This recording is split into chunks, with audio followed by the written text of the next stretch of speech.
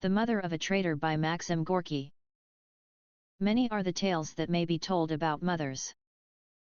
For several weeks now the town had been surrounded by a close ring of armed foes. Of nights bonfires were lit and a multitude of fiery red eyes looked out from the darkness upon the walls. They glowed ominously, these fires, as if warning the inhabitants of the town. And the thoughts they conjured up were of a gloomy kind. From the walls it was apparent that the noose of foes was being drawn tighter and tighter. Black shadows could be seen moving this way and that about the fires. The neighing of well-fed horses could be heard, and the clatter of arms and the loud laughter and merry songs of men confident of victory, and what is more painful to listen to than the laughter and songs of the foe?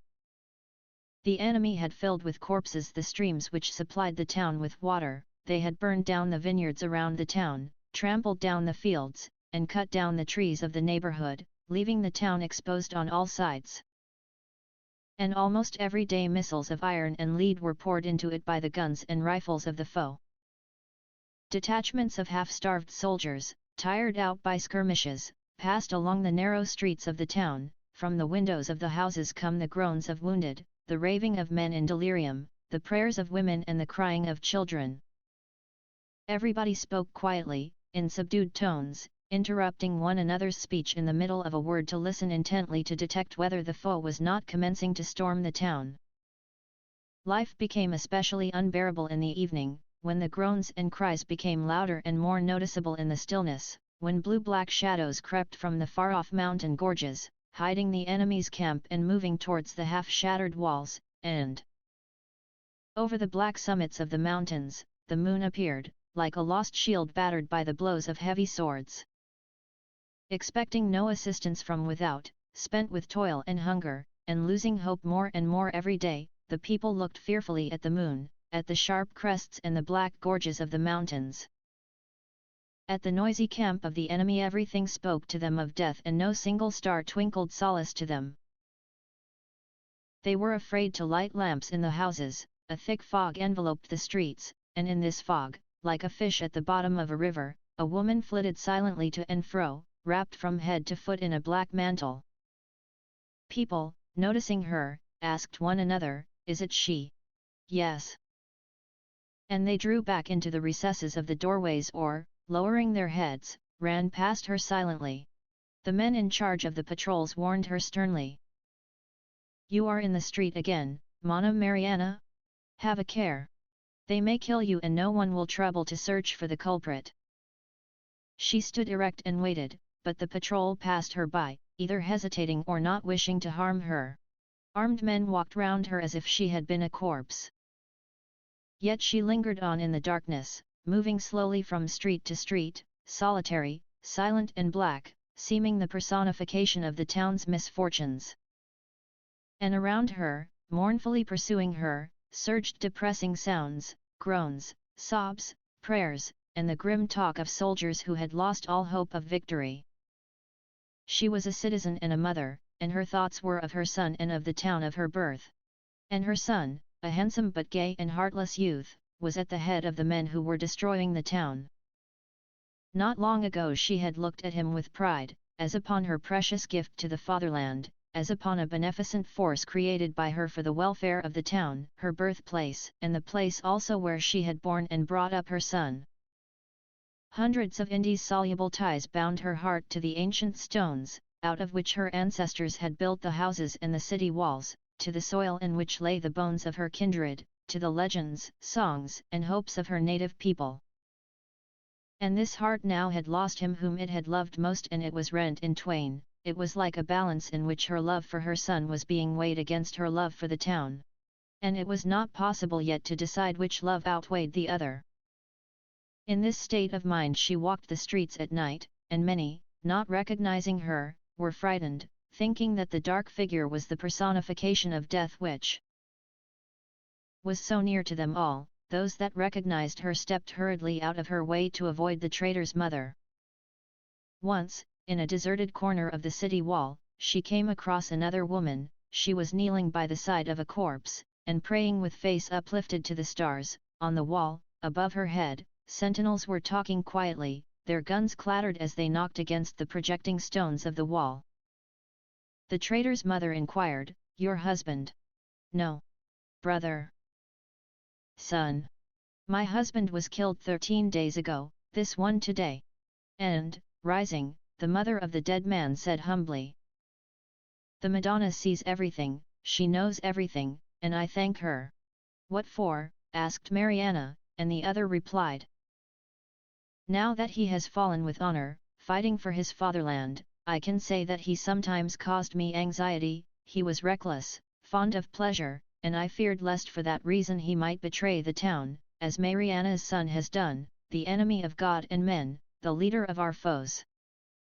Accursed be he and accursed be the womb that bore him." Covering her face, Mariana hurried away. The next day she went to the defenders of the town and said, "Either kill me because my son has become your enemy, or open the gate for me, that I may go to him." They replied, "You are a citizen, and the town should be dear to you. Your son is just as much your enemy as he is ours. I am his mother, I love him and deem it to be my fault that he is what he is." Then they consulted together as to what should be done and came to this decision: "We cannot, in honor, kill you for your son's sin. We know you could not have suggested this terrible sin to him, and we can guess how you must be suffering. You are not wanted by the town, even as a hostage. Your son does not trouble himself about you, we think he has forgotten you, the fiend, and therein lies your punishment, if you think you have deserved it. To us it seems more terrible than death." "Yes," she said, "it is more terrible." They opened the gate for her, and let her out of the town. For a long time they watched her from the wall as she made her way over this native soil, sodden now with blood shed by her son. She walked slowly, dragging her feet painfully through the mire, bowing her head before the corpses of the defenders of the town and repugnantly spurning the pieces of broken weapons that lay in her path, for mothers hate the instruments of destruction, believing only in that which preserves life. She walked carefully, as though she carried under her cloak a bowl full of some liquid which she was afraid of spilling. And as she went on, as her figure grew smaller and smaller, it seemed to those who watched her from the wall that their former depression and hopelessness were disappearing with her. They saw her stop when she had covered half the distance, and, throwing back her hood, gaze long at the town. Beyond, in the enemy's camp, they had also noticed her advancing alone through the deserted fields. Figures, as black as herself, cautiously approached her. They went up to her, asked her who she was and whither she was going.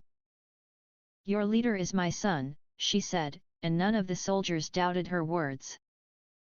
They walked by her side, speaking in terms of praise of the bravery and cleverness of their leader. She listened to them, her head raised proudly in the air and showing not the least surprise. That was just how her son should be. And now she stands before the man whom she knew 9 months before his birth, before him whom she had never put out of her heart. And he stands before her, in silk and velvet, and wearing a sword ornamented with precious stones. In everything fit and seemly, exactly as she had seen him many a time in her dreams, rich, famous and beloved. "Mother," he said, kissing her hands. "You come to me, it means that you have understood me, and tomorrow I will capture this accursed town. In which you were born," she reminded him.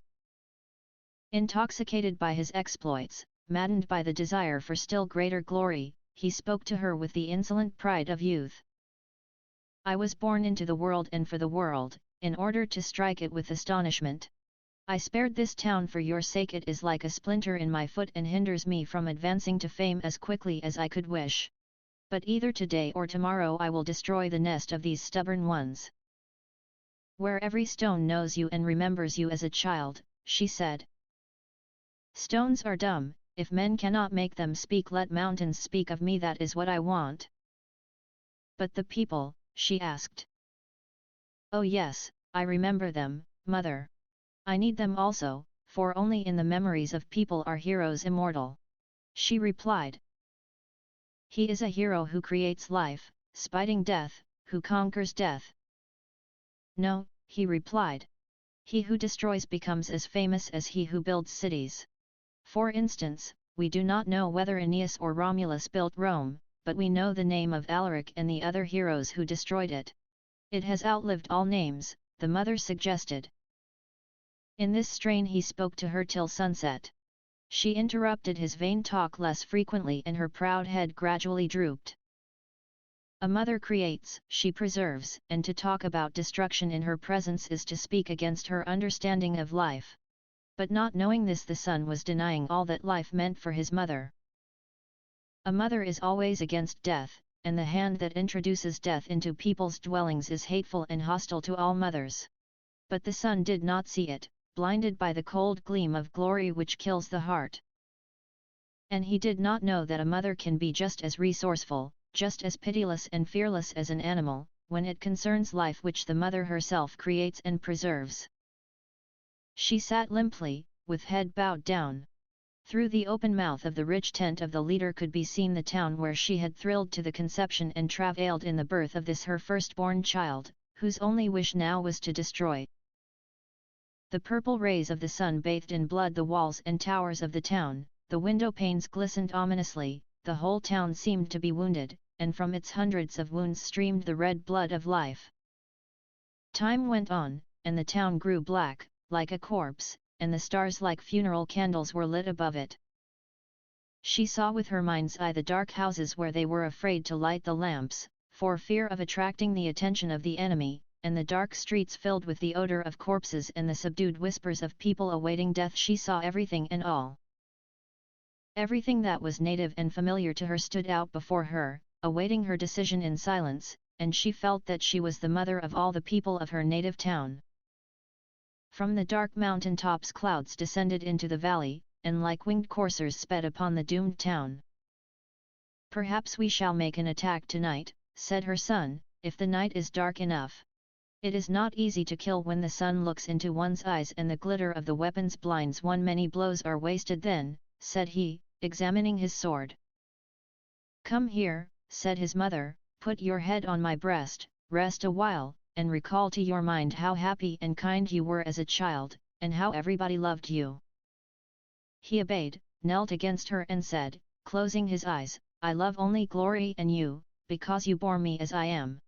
"But women?" she asked, bending over him. "There are many of them, one soon tires of them, as of everything sweet."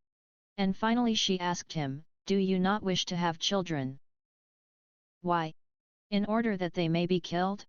Somebody like me would kill them, it would grieve me, and no doubt I should be too old then, and too weak, to avenge them." "You are handsome, but as sterile as the lightning," she said, sighing. He answered, smiling, "Yes, as the lightning." And he fell asleep on her breast like a child. Then she covered him with her black cloak and plunged a knife into his heart. He shuddered, and died instantaneously, for she, his mother, knew well where her son's heart beat. And having pushed the corpse off her knees to the feet of the astonished guards, she said, pointing in the direction of the town, "As a citizen I have done all I could for my fatherland, as a mother I remain with my son. It is too late for me to give birth to another, my life is of no use to anyone."